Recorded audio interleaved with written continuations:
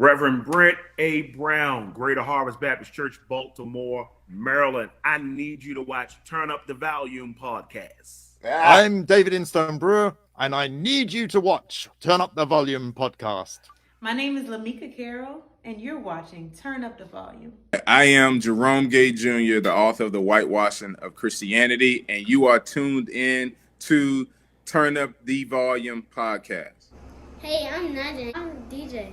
Hey, I'm Seth. And you're watching, and you're watching Turn Up the Volume. Turn up the volume. Turn up the volume. Turn up. Turn up. Hit the wall. Seth, put the pause. Hi, I'm Ciara Page, and I am the granddaughter of James Brown, the Godfather of Soul, and you're watching Turn Up the Volume podcast. Next on Turn Up the Volume podcast. And my mom would go to every last one of the concerts.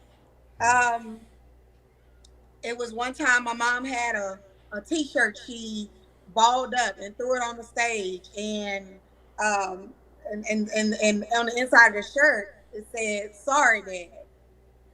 And James Brown, of course, he had security take her off.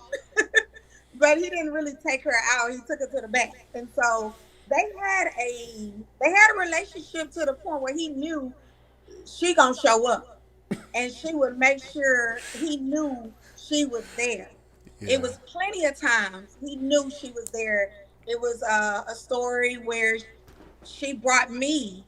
I was a baby, and she took me in the back to see him. Of course, I was a baby. I didn't, but this is a story that he was like, "Give me my grandbaby," Oh. And her expression was like, "How's she your grandbaby if I'm not your child?" So I think that I don't know him and how he was. I can only imagine because he was, had that old way of thinking probably. And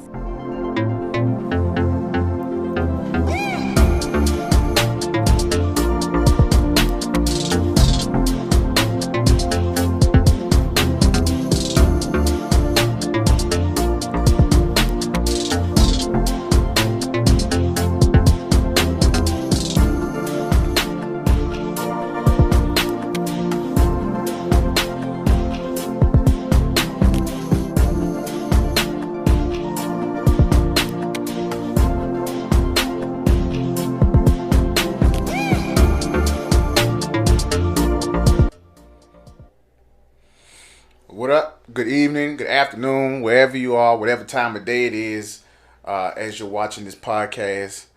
I'm Reverend Donte, Carroll, host of Turn Up the Volume podcast, and today's show is very interesting. I know sometimes I do theological shows and theological topics, biblical topics, and then there are other times where I interview people, and whatever I'm feeling like, that's what I decide to do a show on. That's the power of black ownership, where you own your own stuff. And you can do your own stuff. You can talk about whatever you want, whenever you want. And so today's show, I'm going to be talking to someone who I consider a friend of mine. I've known her for a long time. I can't even tell you how far back her and I go, actually. But first, before I even bring her on, anybody who knows me personally knows from childhood, I am a huge fan of the Godfather Soul, James Brown. A huge fan. So much so, my grandparents, my maternal grandparents, they helped raise me. My mother worked at night, and so I spent nights at my grandparents' house. My grandfather, anybody who knows Stanley Carroll and all of the Carrolls, these jokers love to dance, even in the 60s and 70s, even to this day in their older age. They're 80 years old, 70, 80 years old, and they will still dance. They love James Brown. They love old school music. They are the life of the party. The Carrolls are always the life of the party. And so anytime James Brown will play at a family function, family reunion, my grandfather is like the smoothest of all of his siblings. And they all would dance and slide and do everything James Brown. And they pass that on to the younger generation. And so those of y'all that know me know that when my grandmother turned 70 some years ago, matter of fact, her birthday is coming up soon. We threw her a surprise birthday party, and I did a whole about 12 to 13 minute James Brown set. I had the wig, suit, shoes, everything. And so last year, a couple months ago, I interviewed one of James Brown's daughters, Deanna Brown Thomas. Y'all go back and look on my archives and y'all see that interview. But today, I have another James Brown family member that I'm so glad to have on the show. She is, and I don't even think nobody uses this term in their family, but sometimes people will take on titles when somebody else calls them. So I want her to take this title on from now on as she goes and maneuvers out in her life. I have with me the goddaughter of soul, Ciara Page. Welcome, Ciara. I love it. I love it. Goddaughter of soul. God, the granddaughter of soul. That's a Granddaughter of soul. The Okay. granddaughter of soul. The granddaughter of soul. And as you all get to know her, you'll see why I call her the granddaughter of soul. So first of all, Ciara, welcome to Turn Up the Volume podcast. I know you have been an avid supporter of my podcast. You and I talk all the time. First of all, let's break some ground. How long have you and I actually known each other? And then what made you say, yes, Donte, I will come on your show to talk about intimate moments of not just your grandfather, but your mother? Well, Dante, I don't know how long we've known each other. It's been It's been a I minute. think it's been well over. My mom passed in 2013, so I think it's been well over about 7 years. I think I'm not totally sure. Yeah. I just know that you've been active. We've been active with interacting with each other for that long, and so I'm so happy that I have gotten to know you, and you know we connect. And the reason I decided to come on the show and wanted to share my some intimate moments with my family or just my life period is because I love your platform. Mm. I've watched the interviews. I feel like you are a fair interviewer and you are exciting. And also, I think that our connection with Christ is also a big part of it. No, honestly, and so I feel comfortable coming on here talking to you. No, you ain't gonna do this show. You ain't gonna do this. Oh man, go You ain't on. gonna do this. You ain't gonna do this. No. Okay. So look. So first, tell us who you are, where you were born, where you're from, and what exactly is your connection to James Brown. Okay, of course, my name is Ciara Page, and I am from Houston, Texas. My mother is LaRonda Pettit, but before she passed away, she made sure she adjusted that to LaRonda Brown. She was married at the time. I am a mother of one. I am a wife. I I have one sister. I have two nephews and a niece who are also a part of James Brown's legacy. So I'm sorry, I didn't get to that part. My mom is James Brown's oldest daughter. She's the second born, and her name was LaRonda. Um, and again, we were raised here in Houston.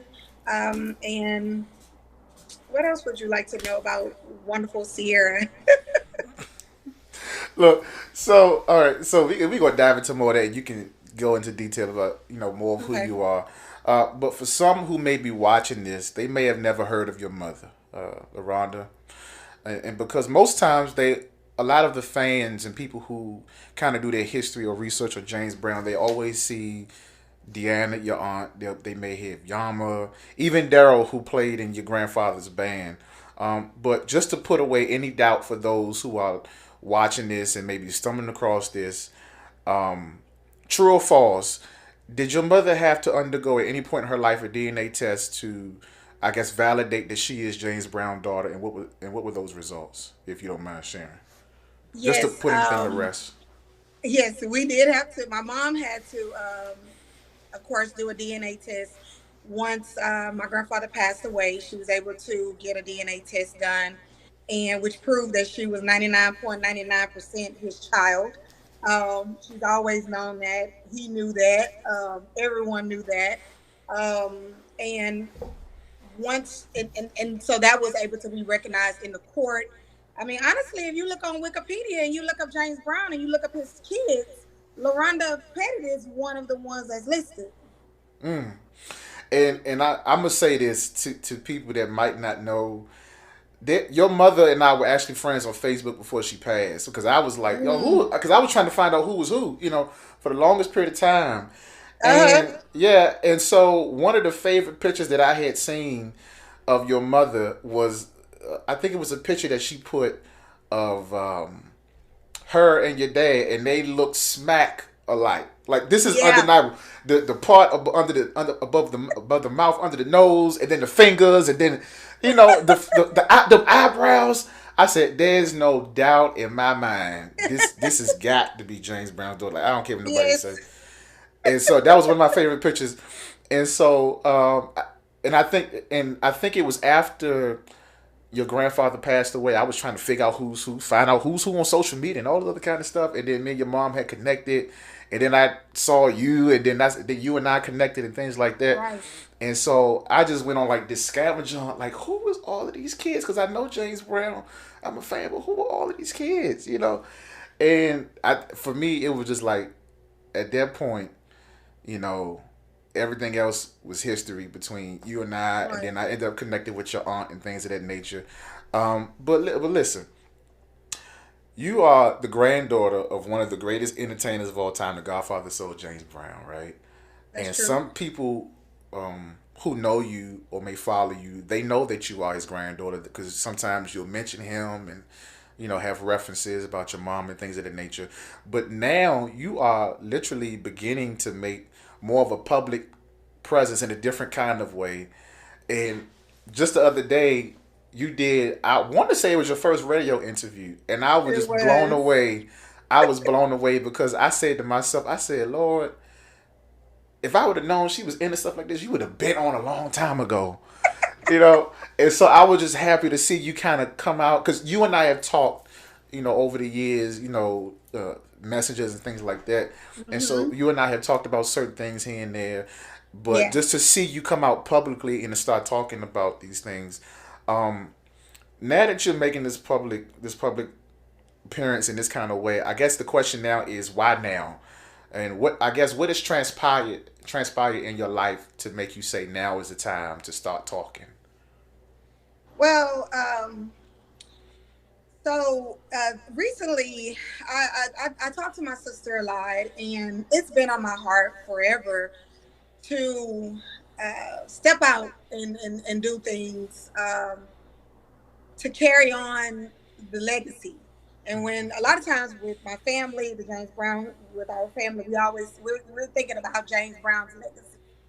And I always want to represent in the right way. And I don't believe Ciara pre-2021 was ready to represent the legacy in that manner. Mm-hmm. And I say that because my life was different. Now I'm more settled and, just settled in life, period. I'm a mother, I'm a wife. I have things that, that requires me to carry myself or carry the torch in a certain way. And I'm gonna be completely transparent about that. I couldn't be that open and public about certain things if I still was hanging out every night or things like that. And I hope I'm not being too transparent, but that's the reality. Good. You don't want to tarnish something from a respected brand. And then also, I thought about my mom and her story. I have these journals and these recordings that she's left, and she's talking about her life. And I always promised myself that I would write her book. And so now, okay, Ciara, sit down and start getting this together. Start putting it together, because as the time goes, I'm going to, it starts to fade. She becomes a distant memory, and I don't want her to be a memory. I don't want her to. She's gonna always be a memory, but I don't want her voice to go unheard. And that was a big thing. And so now it's just time for me to be her daughter, and I am her oldest daughter. So it's time that I get out there and not be scared of criticism from family or the public. And it's just, I think it's just time. It's 2023. I mean, my mom's been dead almost 10 years. This year will be 10. Yeah, my condolences formally in a public way to you about your mom and even your granddad. And I think you lost an aunt too not that long ago, Venetia Brown. So condolences to you in those losses. So currently you're writing a book, using your mom's stories, journals she left behind, and things of that nature. You've already established that she's the oldest daughter, correct? You said she's the oldest daughter of James Brown. She's the oldest daughter. Okay, and where do you fall in terms? How many grandchildren does James Brown have, and where do you fall in terms of the number of oldest to youngest? I believe I'm the second oldest granddaughter. So Wow. we have, I think it's 16 grandkids. Mm-hmm.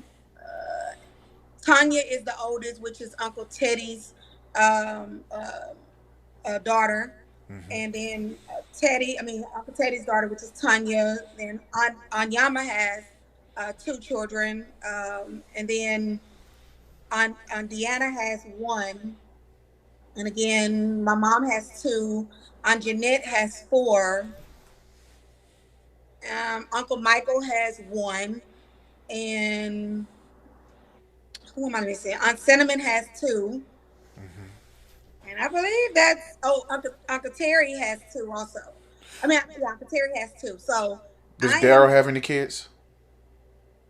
So when you ask about the children, I'm going off of DNA okay. proven children. So Gotcha. when it comes to nothing against that, but I'm just the DNA proven children. Those are the ones I was counting. And I am the second oldest granddaughter. I don't know if Uncle Terry's son, one of his sons is older than me, but I think I'm the second oldest granddaughter, truthfully. Okay. So I'm second oldest. So I'm pretty sure your mother shared stories with you about, her dad, her mom, or what have you. How did her mother, your grandmother, how did her and James Brown meet? Was this a long-term relationship, short-term? How did they meet? Look, so my grandmother was a fox in her day. I'm not okay. She was a fox. But from what I gathered, she met James Brown at a concert, which was typical back then. But they met at a concert, and they carried on for a little while here in Houston. But my grandmother was no nonsense, and some of the things that my granddaddy tried to do, she wasn't going to go for it. Mm-hmm. And it didn't take long. She was done.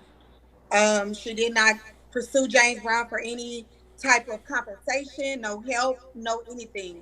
She took care of her child by herself. She didn't want anything to do with James Brown.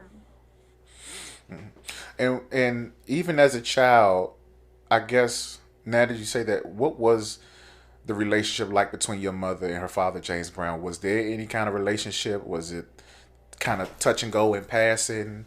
Did he acknowledge her as a daughter? What was their relationship like?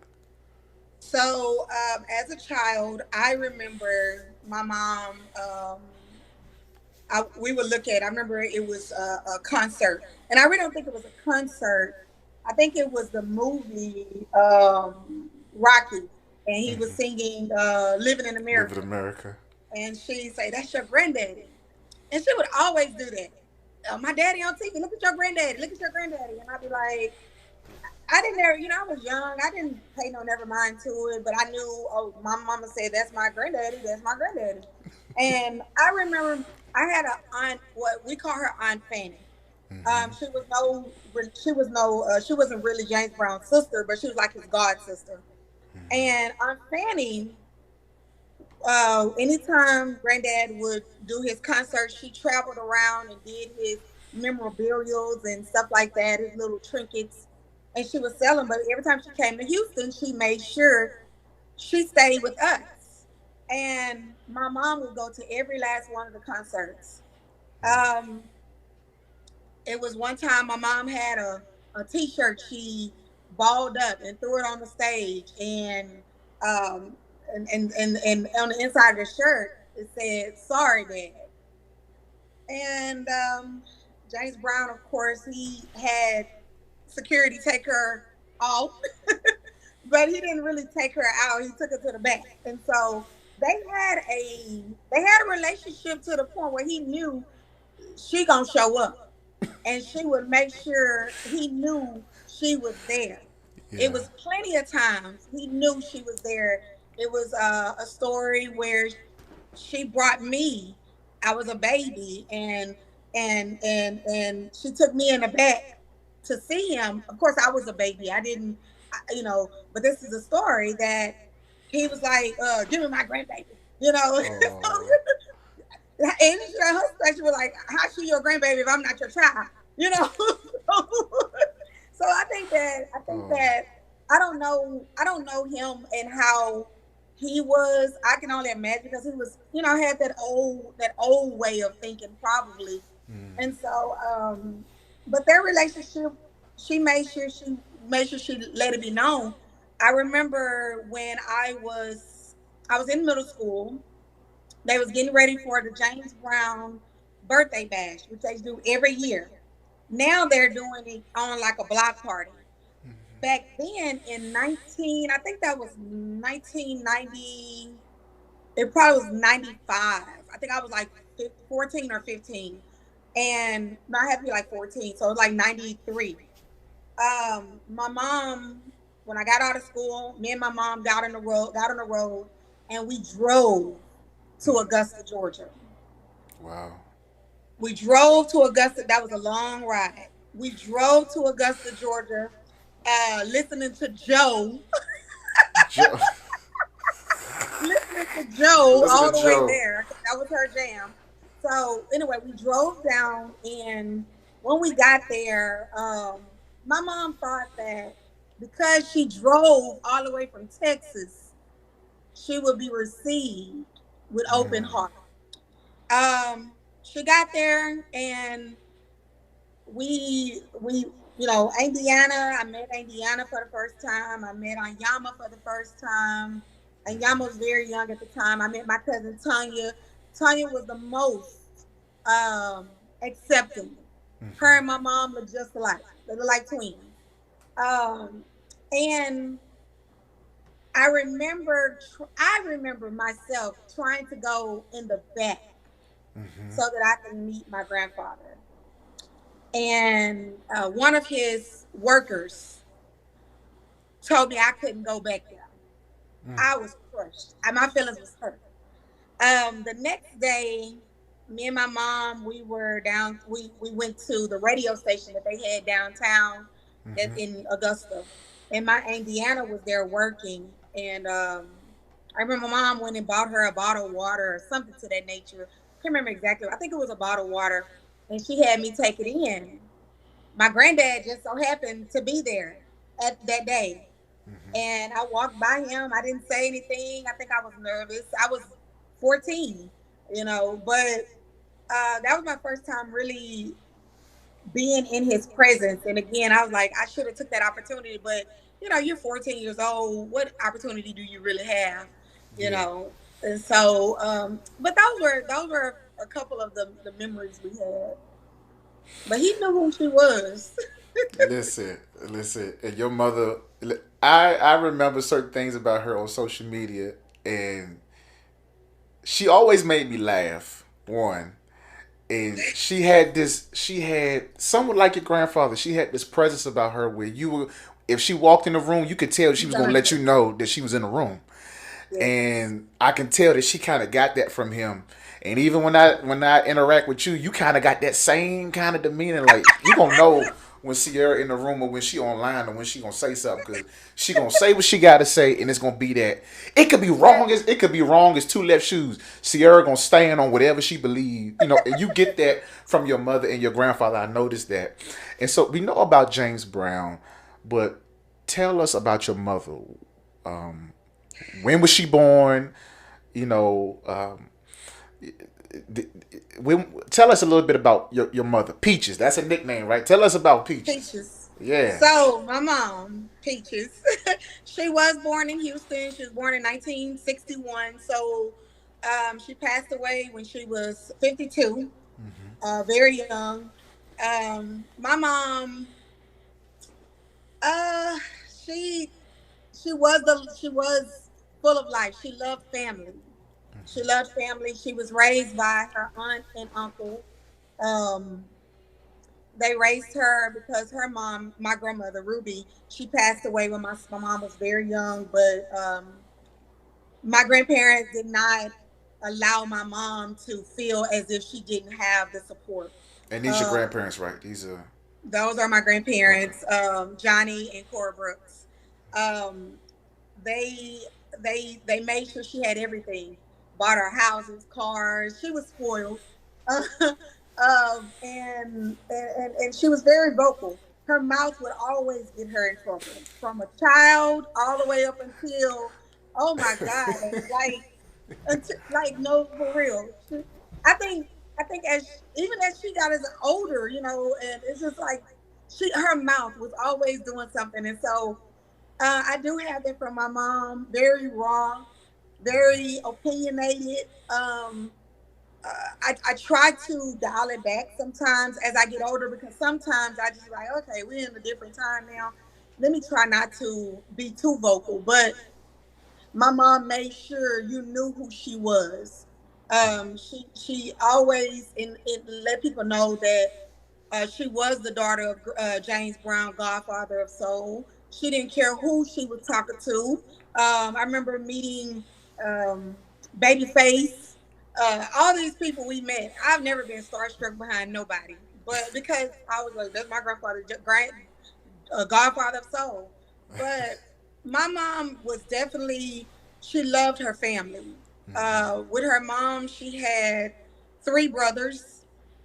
She's the only girl. And so on the James Brown side, being that she had sisters, she was so happy to have sisters.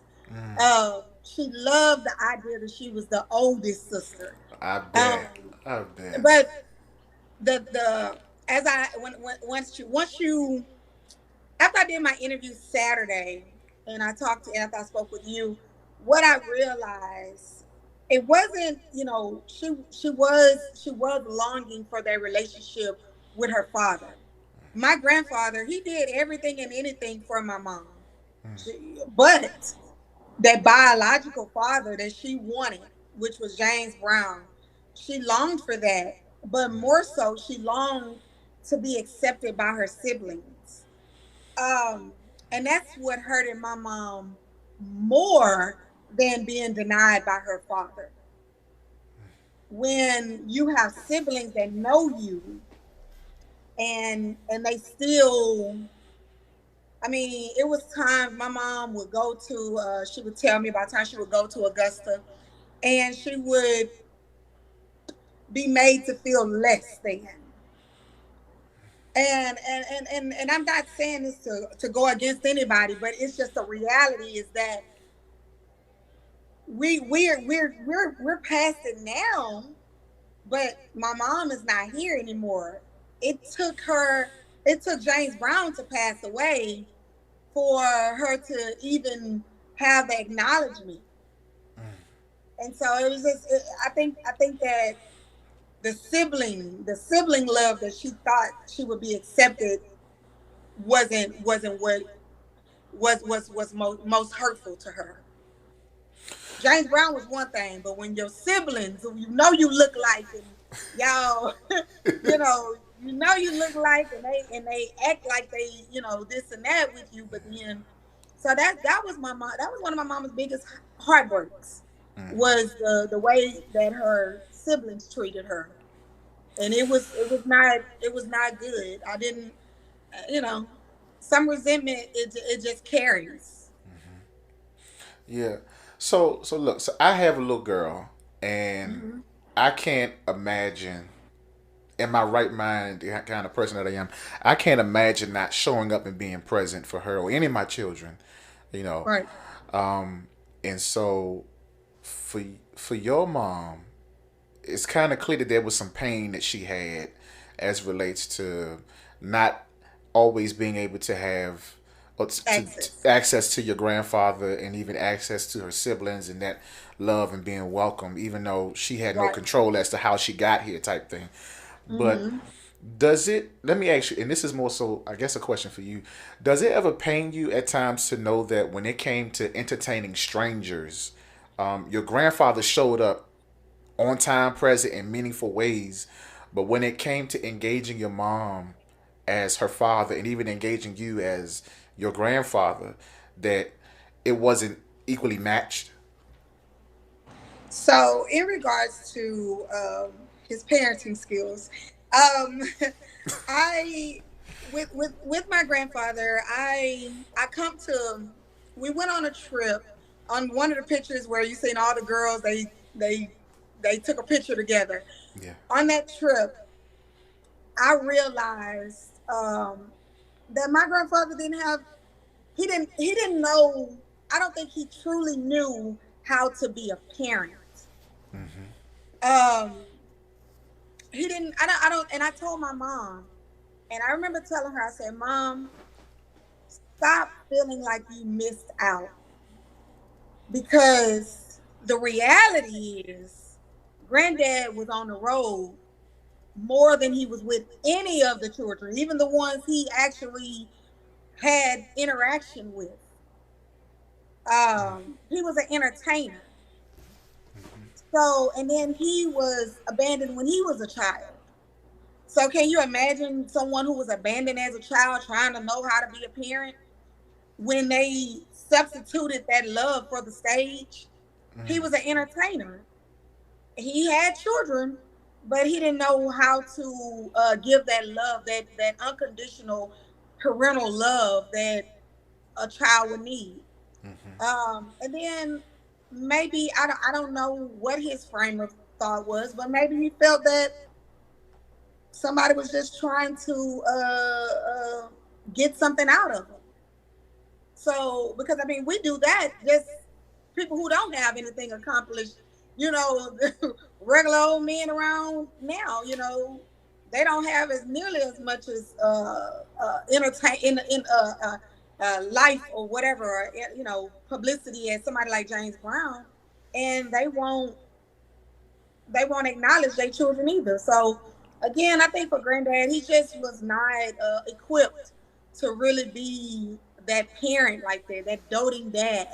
He Mm-hmm. didn't have that in him. He was raised in South Carolina, Augusta. That's the country. And not saying anything about the country, but I'm just saying, they have like probably like old ways of thinking. Mm-hmm. Raised up to be hardworking.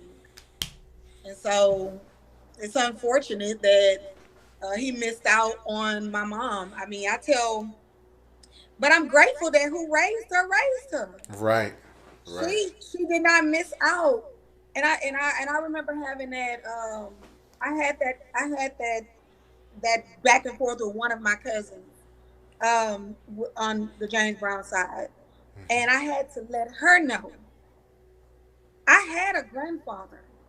I would have loved to have had a relationship with James Brown, but I had a grandfather that was at graduations, a grandfather that took me to church, a grandfather that told me how to pay my tithes and pray with me. I had a grandfather. Come on, granddaddy. Yeah, I had a grandfather who taught me how to change a tire. Like, Wow. I had a grandfather. So Wow. so I don't take anything from my grandfather. I don't envy none of my cousins who knew James Brown, because a lot of times they only knew him when it was time for a picture to be taken at a function. If you get what I'm saying. It's not that, and again, it's nothing wrong with him. It's just that's what it is. I had real family ties, and that means more, And so I hate that he missed out on Peaches, because Peaches was a good daughter. I mean, she would have been, she wouldn't have let him down. She used to sing in a choir. Her hair was big like mine. Is that picture back there? Yeah. Before she died, she cut it off, but because she couldn't stand this thick James Brown hair, because it sweat out too fast. It don't take long at all. Oh my goodness. Listen, so I want to know from you as LaRonda's daughter, what is your most memorable moment about your mom? A life lesson, anything. What's your most memorable moment? I have many life lessons with my mom. My mom was she was I remember my happiest moments is when I was a little girl and we would sing Anita Baker. Mm-hmm. She wanted to go on Apollo one time because she felt like I could sing it so good. I was like, Mama, okay. so, so she used to have me singing Anita Baker. That was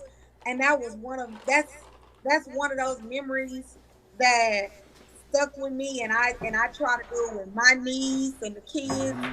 And so that is my first memory of me and my mom. That was our relationship. Our relationship was music and singing. I sung in a choir alongside of my mom. She sung alto, so I thought I was an alto. I don't know. I probably was a soprano. I don't know. I probably messed up my voice trying to be with my mom. So those were the memorable moments. It wasn't always good though. I mean, I can say that my mom struggled. She had in around 89 or 90. Um, my mom fell into the drug addiction. She fell into drugs, um, and that was something that I remember blaming myself.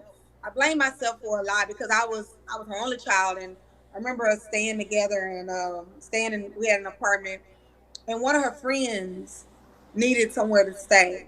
She was that friend. She let anybody, you need to come stay with her. That's fine. And I remember that's when her addiction became apparent. And I blamed myself because my mom said, "Hey, Tinker," that's my nickname, Tinker. Tinker, is it okay if such and such come and stay with us for a little while? Because they would have to stay in my room. So she asked me for permission. And I said, "Yeah, Mom, that's fine." And I ain't thinking nothing of it. And that's when things just turned really, really bad. And so yeah, she struggled with addiction. She eventually got herself clean. She went to the extreme of moving to um, Boston. Okay. She moved to Boston to try to help herself get clean, and then she ended up moving to Arlington, and she ended up beating her addiction. But those were some of my childhood realities that I cannot ignore it because she didn't ignore her own. She made sure she spoke on it, and a lot of that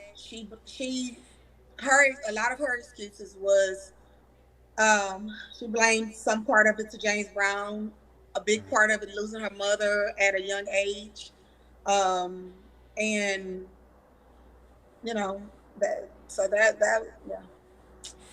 It speaks to how important it is to have your parents, mother and father, because sometimes people deal with that differently, and it sounds like your mom had some struggles with that, Yeah. but the good thing is she had a moment where she was able to overcome that.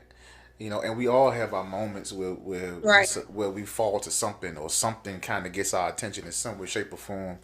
But it's not the fact that you fail, but it's about how you overcome those moments, and the fact that your mother, even in spite of what she had to go through, all of that hurt, the grief of losing her mother, she was still able to overcome it. That's powerful. That's, Yeah. that's very powerful. Um, Now listen, December 25th, 2006. I will never forget it. And I'm gonna tell you why, and I'm gonna make you laugh. You know how some people they hop on the bandwagon when somebody passes away, type thing. Listen, I was a James Brown fan before James Brown passed away, and that, Right.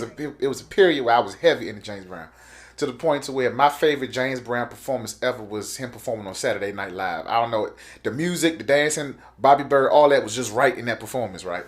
And so I never forget December 25th. I'm gonna tell you where I was when he passed away. I happened to be sleeping with the radio on, and you know sometimes they say don't sleep with the radio and the TV on because that stuff will be playing in your subconscious. Yep. And so I slept with the radio on, and I had a dream that somebody said James Brown passed away, and I woke up.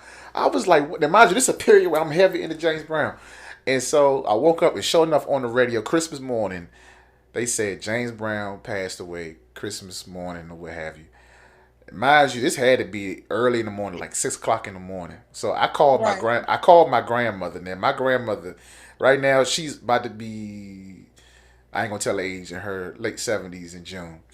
Oh, that's And so I called her. I was boohooing, crying. I said, "Mom," I said, "James Brown passed away. He gone, Mom." No, I said, "He gone. He gone." She said, "Boy, who gone? Who gone?" I said, "Mom, James Brown passed away." She cussed me out. Said, "Boy, if you don't get up off my phone, I'm trying to sleep." She cussed me out. I love my grandmama. She's still living. And so right. shout out to my grandma Elma. So December 25th, your grandfather passed away. Walk us through, where were you and your mother when you found out he passed away? What was your reaction? And kind of just paint the picture as to how that day was for you all. So when Granddad passed away, I was at home. My mom was in the hospital. Um, she suffered with asthma real bad, so she was in the hospital every holiday time. She was in the hospital. So when her dad died, she was in the hospital at that time, and I I was shocked because I didn't. I think at that time I was just getting to know Daryl. Okay. And so, like, literally, I was just getting to know Daryl and talking to him, and then Granddad had passed away. So, yeah, that day I was at home, and she called me, and it was on the news and everything on CNN or one of them stations, and it was just on there. And I don't know, it wasn't. I didn't feel how I felt when I lost my grandfather, the one that raised Gotcha. my mom. Got you. It was a disconnect. It was a big disconnect. And so, and I didn't feel how I felt when I lost my grandmother. So it was just a disconnect. I mean, but I was sad for my mom Yeah. because regardless, that's still her daddy. She didn't care what he did. That was her daddy. And it's like that chapter had, I think that chapter had, it felt like that chapter had ended of trying to uh, get him to acknowledge who she is. It seemed like that chapter had ended, but the chapter still didn't end because she still had to fight to be acknowledged. But she just wasn't able to prove to him what he already knew. Yeah. And Yeah. to see how he would, I think, so that, so yeah, that when he passed away, it was like, for me, it was like, oh wow, I'm sorry, Mom. She wanted to go to the funeral. I said no. Oh. Yeah, I told her no. I said, listen, we had to deal with stuff because I looked at it like this. We had to deal with stuff with my grandparents that was here. So I felt like if we had to deal with stuff with my grandparents that was here, I don't know what it's gonna be with this. Remember, my experience was we drove 15 hours only for them to act like we didn't exist. Wow. So I said, I'm sorry, Mom, we're not going to Augusta, Georgia for this. I'm sorry, and it hurt her. She wanted to visit her dad's grave. But she couldn't visit her dad's grave because why? He owned Deanna property. Is that where he is now? He's his final resting place. That's where he's resting now. I don't know if that's gonna be the final, but Okay. that's where he been. Okay. So you all never went to the funeral that was televised. You said, which by the way, I thought was very. I've never seen nothing like it when I saw it. I saw it on the news. The the memorial service, because I think they had three. I think they had a private one. They had one at the Apollo, and then this one at the James Brown Arena. And this is the one that I saw with MC Hammer. Everybody was there. So you all weren't there at this particular. We wasn't at none of them. None of them. Gotcha. Gotcha. So, do you think, or was there ever a moment, even before your mom passed away, that she had any closure, even though he had passed away, did she have any closure within herself about her dad's relationship between her and her dad? She had no closure with none of it. No, she did. With in regards to granddad, no, she didn't have any closure. I think it did help a little bit once all the DNA proven children kind of started having a relationship. But as far as with her and James Brown, no, she did not have closure with that. She wanted a relationship with her dad. In regards to and then she had, she was able to get close to siblings. So she was able to get close to siblings that also was not that was also DNA proven. Okay. So that was a little bit of closure. She was able to have that bond with them of also having that same kind of similar story. Not same, but similar. December 27, 2013, about 7 years later, after your grandfather passed away, your mom passed away. Um, Walk us through that if you don't mind. What was it like? Her final moments? Like, was she ill? Was she doing okay? What was it like? So, okay, so what happened? Okay, so December 8th was my mom's birthday. Is my mom's birthday. She invited my sister and I and my nephew. We went over to her house to eat gumbo or whatever for her birthday. Gumbo. On December 8th, she was in the hospital. When she was at home on December. So my mom was in the hospital. Mm-hmm. But she hates being in the hospital. She was in the hospital before her birthday. So before December 8th, she was in the hospital. She checked her. She got released from the hospital and came home. She had pneumonia in her lungs. So, but that's very common for people who have asthma or whatever. So she had pneumonia in her lungs, and I guess she thought she was doing better enough to be able to come home. So she came home. So December 8th for her birthday, we went over her house, ate. Um, that was on a Sunday. December 9th, I talked to my mom every morning, and so I called her, but she didn't answer. So I thought that was odd. But so my stepdad, he called me. He said, "Hey, you talked to your mom today?" I was like, "No." He said, "Well, I've been trying to reach her. Do you mind going by the house?" I went to the house, but he had already beat me there. And my mom was in the house, sitting on the side of the bed, and couldn't hardly breathe. Taking very short breaths, trying to do a treatment, trying to do something to get herself together, but she couldn't. So the ambulance came, took her to the hospital. They immediately admitted her in the hospital. They um, put her on. They went ahead and I guess put her to sleep, or you know, put her in induced coma, or whatever, with the drug to put her to sleep, and so they can because she had a right lung collapse, so her lung had collapsed, so they had to put her in the hospital. I mean, they had to put a bag in her to try to boost that lung and try to get her some help to recover that lung. So she was in that state probably. So the first night they said is the most critical, and that first night, I think my stepdad had just left. She flatlined, Mm. and so they came in and did the chest compressions and revived her. And so I made it my business to stay there. So I stayed at the hospital with my mom, um, and she was in the hospital for 3 weeks. During that time, because she flatlined, her liver had to get itself together, regenerate, and do what it needs to do. And then her her kidneys failed.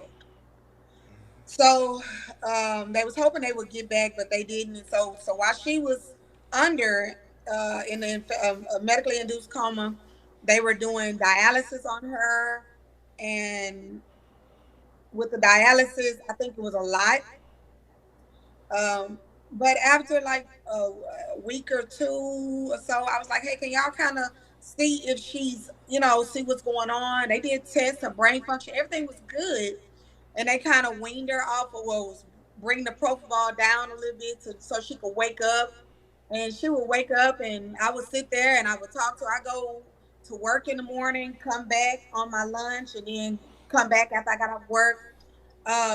In the morning, I would look at the minister. We look at TV, just so she'll have that on. Have people FaceTime so they could see her and everything. And eventually, I thought she was doing better because she was awake. I thought she was doing better, but that last day of the dialysis, I kind of seen her diminishing a little bit. Her blood pressure was dropping a little more, and so by the time that night came, I think she flatlined. Oh my God, she flatlined. I think I let them bring her back at least 7 times. Wow.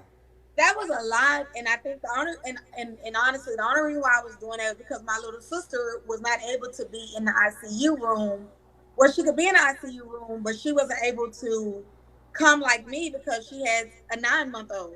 Yeah. My nephew can't go into the ICU room, and so I wanted my sister to be there before we made that final call. And so my stepdad came and he said, hey, and I looked in that room and I said she was already gone.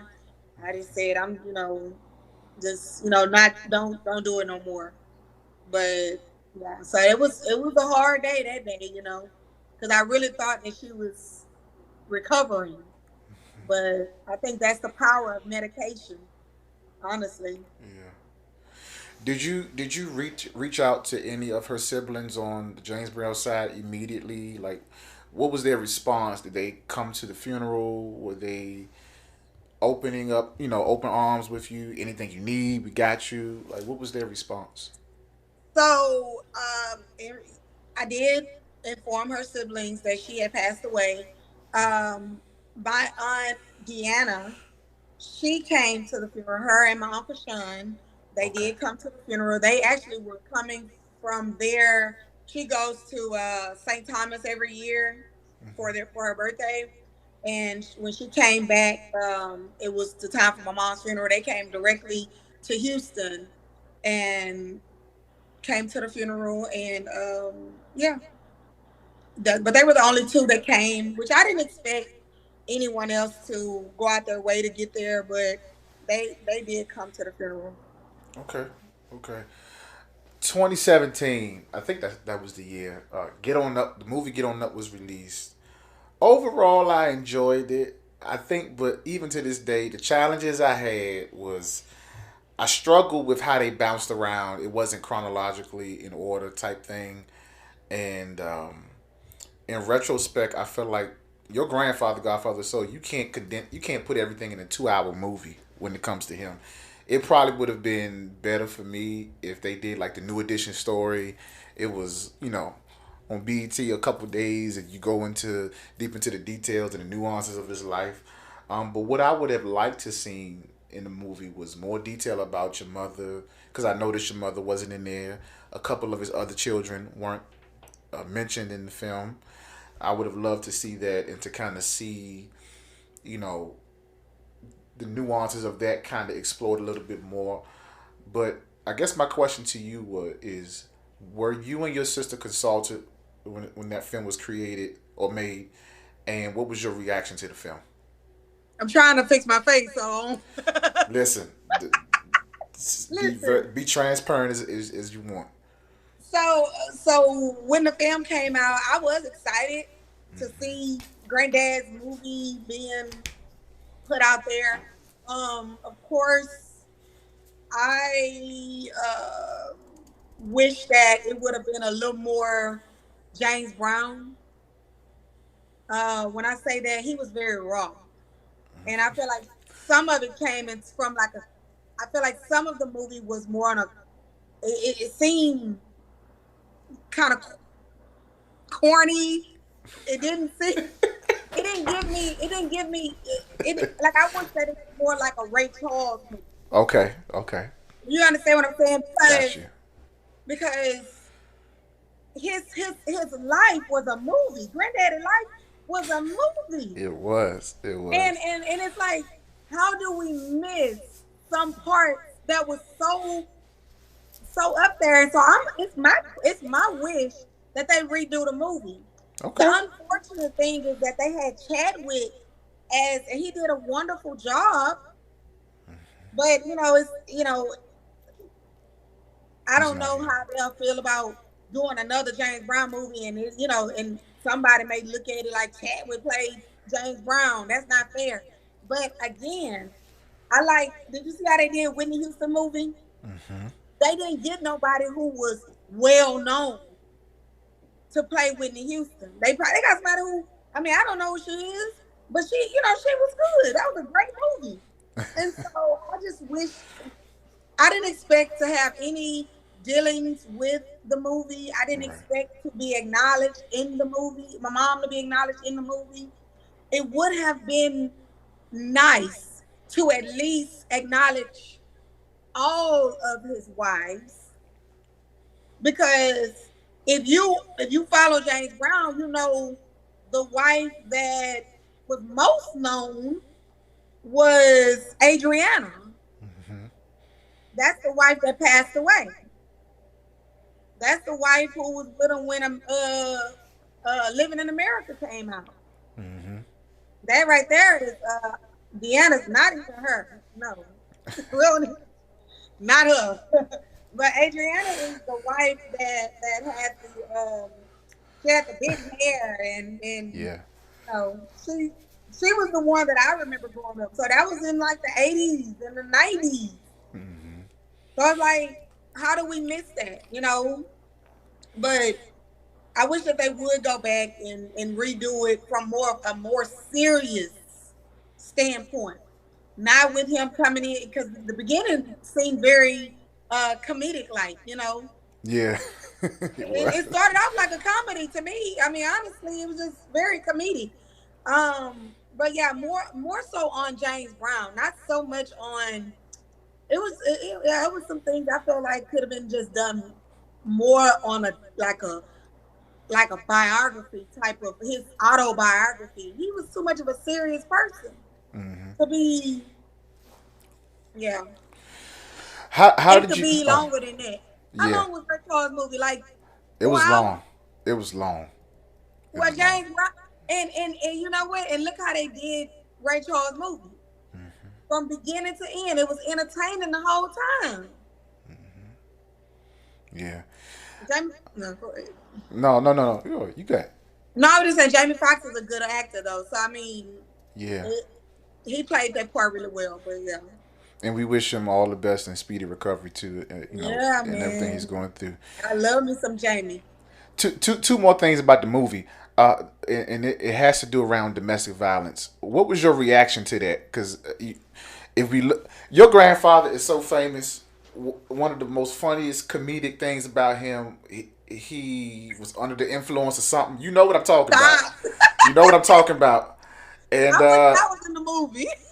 You know what I'm talking about. And so there's this news clip of your grandfather. I don't know if he was drunk, high, whatever. And he was on the news, and he had the glasses on, and it's this one thing he does when the lady asks him. He says, "You look good, you sing good, you smell good," and he said, "And make love good." and something she said, and he just goes, "Ha!" And so he just does that laugh, and he's going on this rampage, and it is so hilarious. But we see that we not only is your grandfather, was he a great entertainer, but we see the down moments or his low moments. Right. With the drugs. I don't know if he drunk, but the high speed chase he went on, and then we know that he's had moments, and even when your aunt was on the show, she talked about that those were not the not so proud moments that he had, and she does not condone those moments or what have you. And in the movie, they mention or we see a moment between him and Dee Dee Brown with domestic violence. How did that make you feel? And I guess what was your reaction to that? I don't. Domestic violence is not acceptable. I can say that. In regards to the movie, I I look at things in a perspective a little different.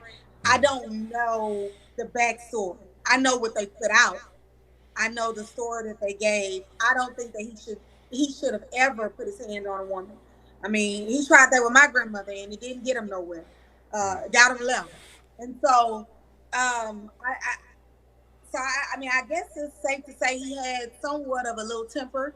Um, but that, of course, domestic violence is not acceptable on any level, um, with regards if you're mad or what's going on. But when I seen it, I was like, oh wow, they experienced that too, you know. And so, I mean, I've met Miss Dee Dee. She's a nice woman, and like I said, it's not nice to experience that. And I don't know how much more trauma she experienced.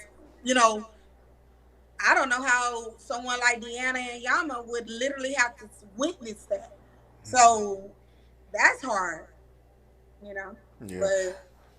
But I read your aunt wrote a book Cold Sweat. It was called Cold Sweat, and I read it, and it was a really good book. And she detailed some moments that she witnessed, and I read that book because I think that book came out prior to the film, and so when I saw the movie, it just was like, oh man. But even in that, when we talk about the domestic violence, I think about our time now, 2023, and we know cancel culture is real, and how various men, entertainers, movie stars, artists, they're losing everything left and right because of incidents of sexual assault, rape. You know, we see things was going on with R. Kelly, you know, with sexual assault and all this other kind of stuff. If your grandfather was still alive, do you think people would try to cancel him now because of? I don't, you know, they would try anything.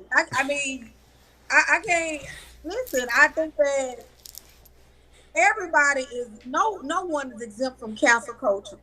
They tried to cancel Kevin Hart because he said he didn't want his son to be a certain way.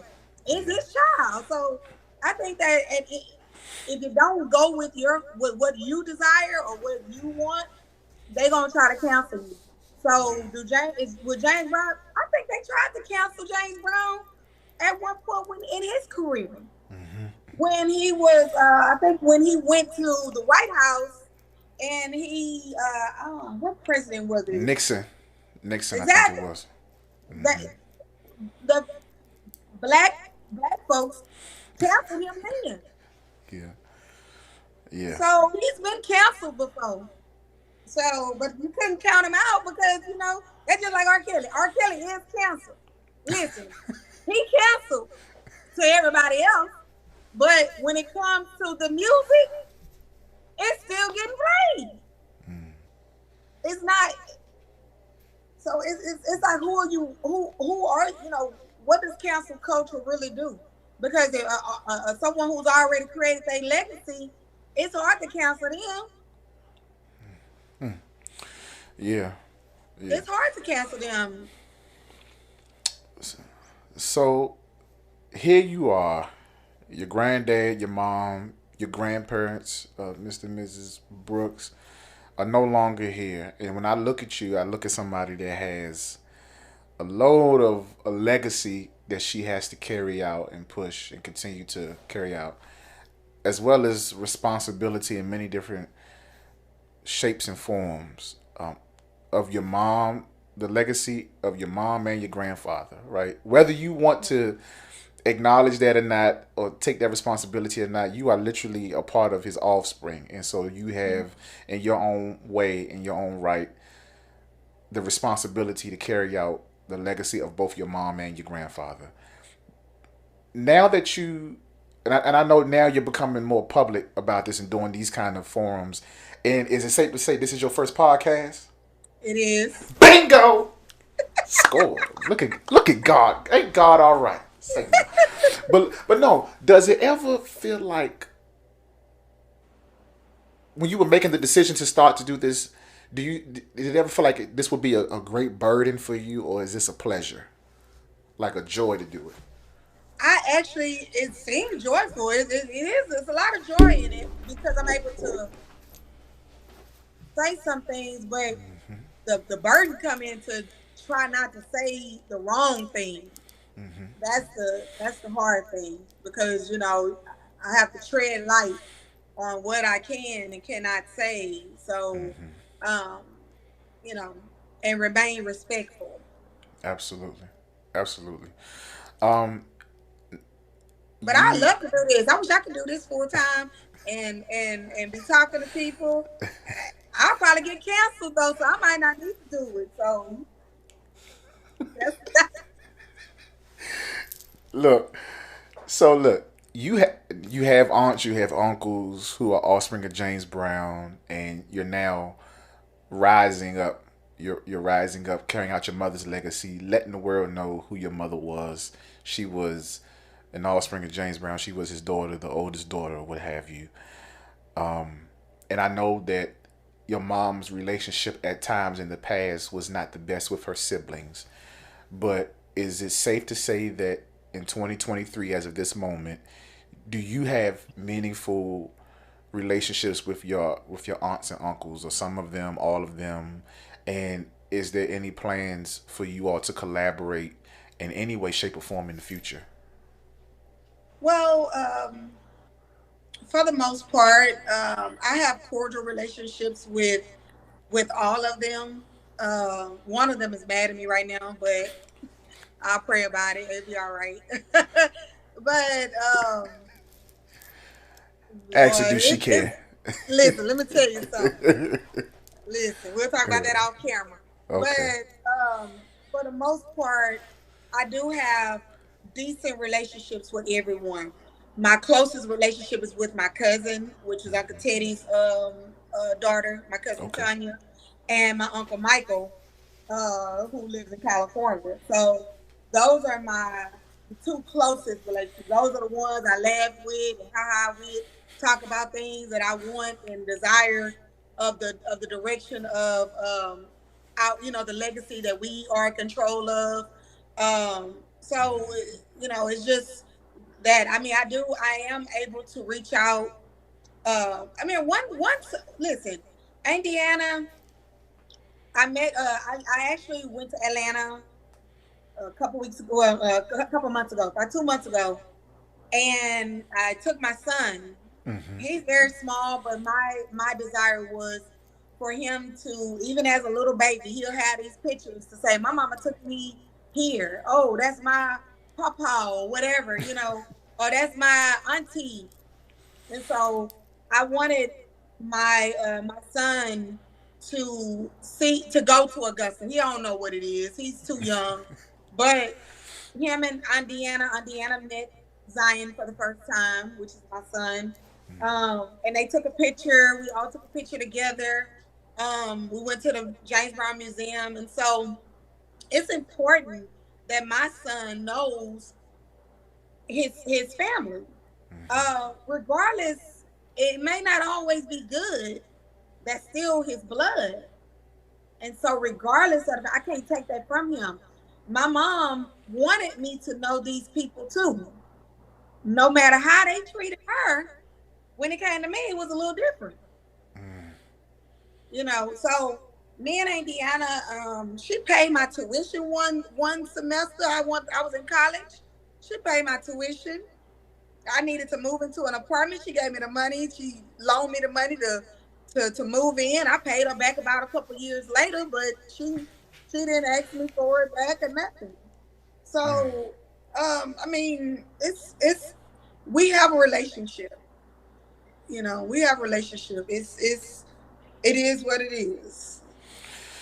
Listen, so the youngest sibling, James Brown II. Do you have any relationship with him Nah, or his mother, Tommy Ray? no, we do Okay. not talk to her. Um, Lil man, I don't know him at all. Um, yeah, no, I don't. My mom was one of the people that try to force that to, hey, I'm your big sister. Mm-mm. Hmm. Yeah, I don't have a relationship with him. I mean, it's not that I wouldn't welcome a relationship with him, but I don't a relationship with his mom. I don't have no reason to, Hmm. because he's grown now. If he wants a relationship with his family, he should be able to have. He can have one, I'm sure. Yeah, yeah. So you're writing a book, and I know we about to close out. You're writing a book. Tell us the name of the book. When will it be released? When can we expect it? And what's next for Ciara Page?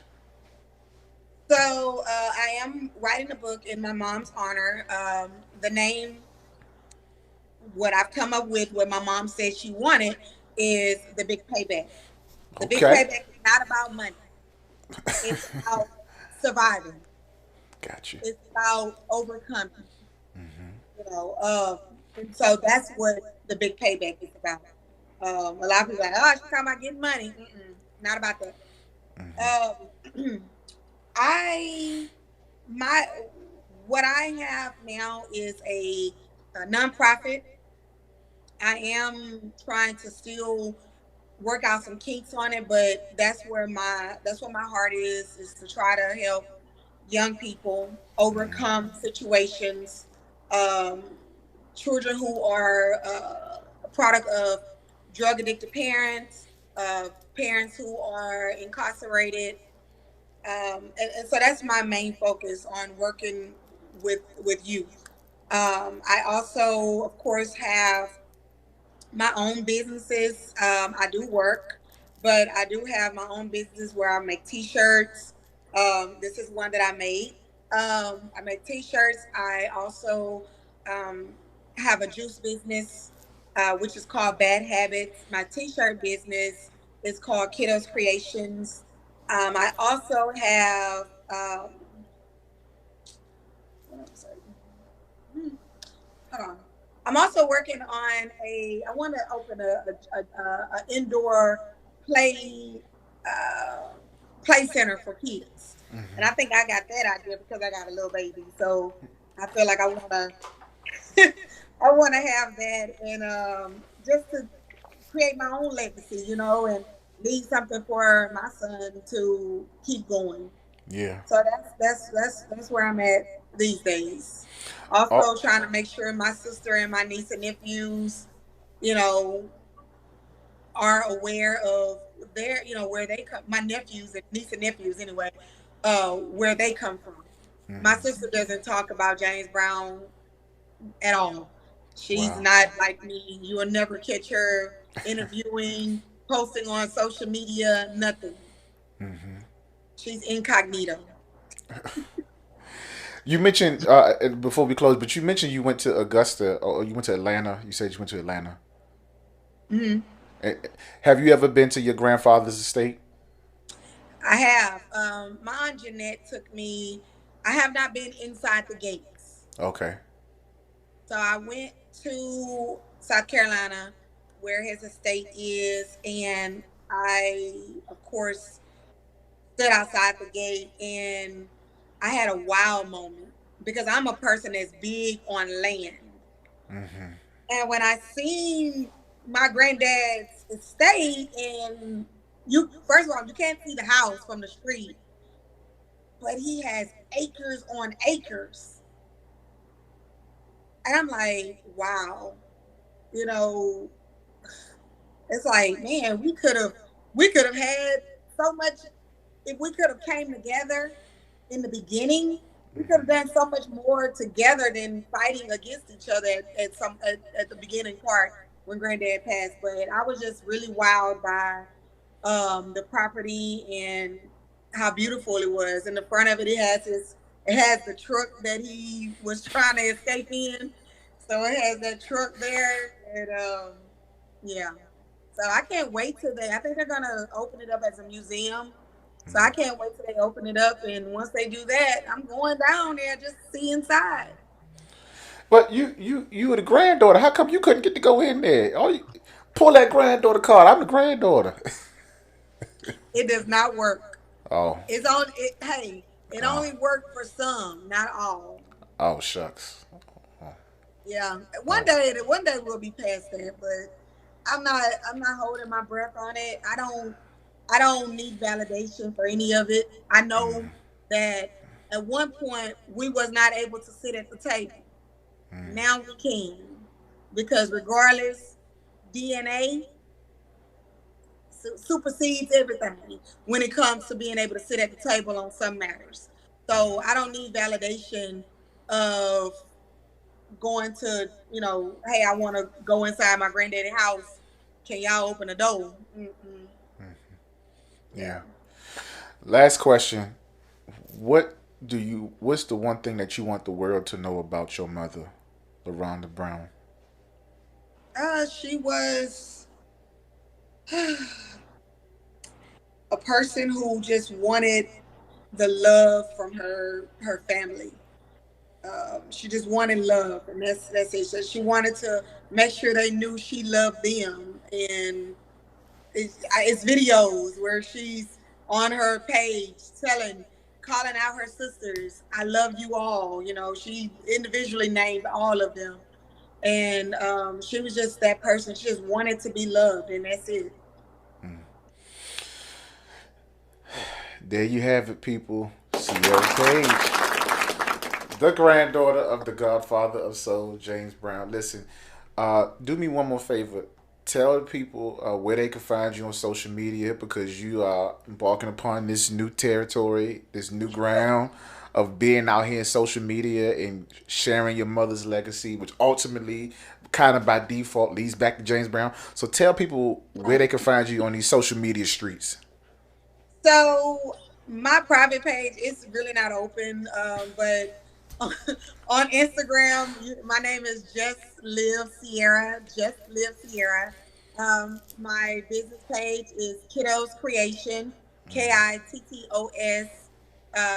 KREATIONS. And I have Bad Habits with a Z. Okay. Yeah. And of course, I'm on Facebook, Ciara Page. There you go. I got you. I get. See, well, listen. Thank you so much for coming on here, for spending this time to talk to me, to talk to people that are going to be watching this. It's going to be on social media streets forever.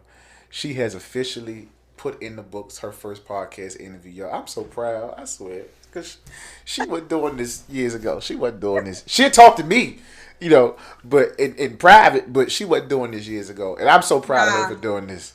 Nah. Hey, Donte, I also want if people want to go and look at my mom's Facebook, her page is open. Okay. Her name is LaRonda Brown on Facebook. So I don't know. You can tag that at some point. LaRonda, LARHONDA, last name Brown. There you have it. There you have it. Ciara Page, Donte Carroll. Ciara, don't go nowhere. Let me close out the show. Don't go nowhere. Don't go nowhere. Don't go nowhere. Don't go nowhere. All right. Thank you. All right. Yeah. Thank you so much. I want to thank my guest, Ciara Page. Listen, I love y'all. Make sure y'all like, tag, share, subscribe to the page if you haven't already. YouTube, Facebook, all of that good stuff. I'm going to show y'all where it's at. Follow me. Please follow me on Twitter at Donte J. Carroll, or one word. Facebook at Donte J. Carroll Sr. with an apostrophe. Go to YouTube. This is going to be on YouTube. It's going to be on YouTube. I got all my preaching videos, everything up there at Donte Carroll, no apostrophe. And follow me on Instagram at Donte Carroll, or one word, no apostrophe. And don't forget to go to my website, www.dontecarroll.com, and you can find out more information about me. how to book me, all that other kind of stuff. I want to thank my guest one more time, Ciara Page, for coming on this platform to talk about her mother, talk about her family, her grandfather, the godfather of soul, James Brown. And listen, until next time, I love y'all. Be good. Don't go nowhere, Ciara. Holla at your boy.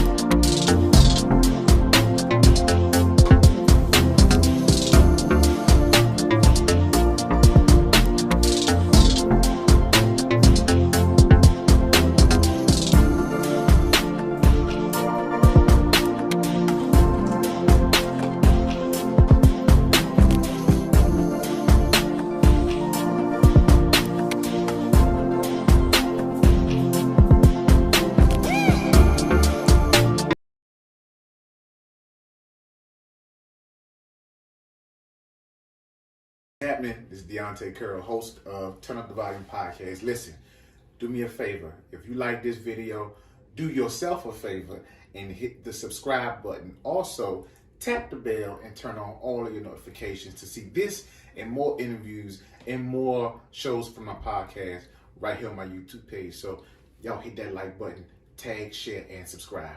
Y'all be good.